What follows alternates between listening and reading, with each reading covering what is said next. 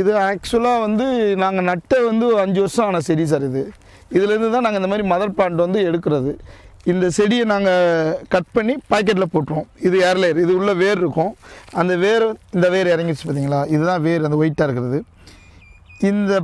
இந்த செடியை இங்கே கட் பண்ணி எடுத்துகிட்டு இந்த நூலையும் அறுத்துட்டு பாக்கெட்டில் போட்டு வளர்த்து அப்புறம் நாங்கள் சேல்ஸ் பண்ணுவோம்.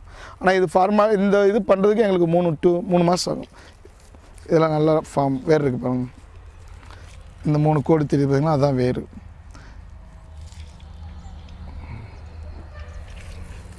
இது அதோடைய இது எங்களுடைய மதர் பிளான்ட்டு. இதுலேருந்து தான் நாங்கள் எடுத்து பாக்கெட் போட்டு நர்சரியில் இது பண்ணுறோம். இது பகுவா வெரைட்டிஸா மாதுளையிலேயும். இது பழம் ஃபுல் ரெட்டாக வரும். நட்டையிலேருந்து உங்களுக்கு இது 6 மாதத்தில் காய்க்க ஆரம்பிச்சிடும்.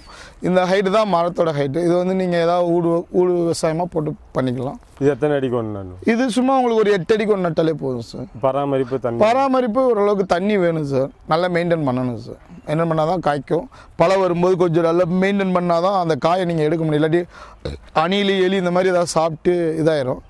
பூ பிஞ்சு இறங்கினோடனே கொஞ்சம் நீங்கள் நல்லா மெயின்டைன் பண்ணால் தான் காய்க்கும். Vietnam variety. இது வந்து பார்த்திங்கன்னா தரையிலே காய்ச்சிரும். தரையிலேயே பாருங்கள், இது தரையிலே காய்ச்சிருச்சு, அவ்வளோதான். ஃபுல்லாகவே காய்க்கும். இது கொஞ்சம் நிழல் மரம் கவாத் பண்ணாமல் இருக்கனால அடப்பாக இருக்கனால அப்படி இருக்குது. நல்லா வெயில் பட்டுச்சுன்னா இன்னும் பழம் சைஸ் வந்து பெருசாக இருக்கும். இது வருஷத்துக்கு எத்தனை சீசன் சார்? இது வருஷத்துக்கு ஒரு சீசன் தான் சார்.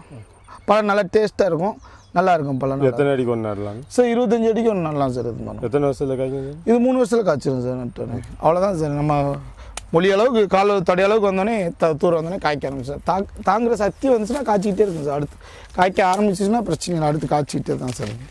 ஒன்றும் பிரச்சனை. இப்போ நம்ம அங்கே பழம் பார்த்ததில் வந்து இது பட்டிங் சார். வியட்நாம் வெரைட்டிலேயே பட்டிங். இதான் அந்த பட்டிங் பண்ணியிருக்கோம்.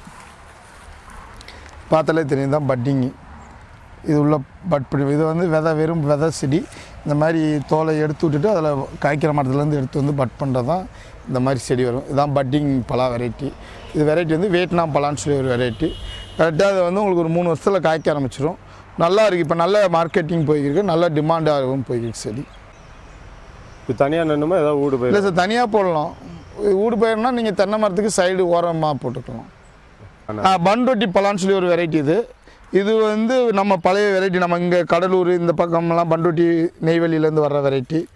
இது நம்ம பழைய வெரைட்டி. இது வந்து சைடு கிராஃப்ட். இது இருக்குது நம்ம கிட்ட. இது எத்தனை வருஷத்தில் காய்க்கும்? இது 3 வருஷத்தில் காய்க்கும் சார். 3 to 4 வருஷத்தில் காய்க்கும். இது காய்ப்பு நல்லாயிருக்கும். இது காய்ப்பு நிறையா இருக்கும் சார். டேஸ்ட்டு நல்லாயிருக்கும். ஆனால் மக்கள் இப்போ நிறையா அந்த கலர் இதெல்லாம் விரும்புகிறாங்க. வியட்நாம் வெரைட்டின்னு சொல்லி ஒவ்வொருத்தவங்க ஒவ்வொரு டேஸ்ட்டு. அது வியட்நாம் வெரைட்டி, இது பாலூர் வெரைட்டி, அவ்வளோதான்.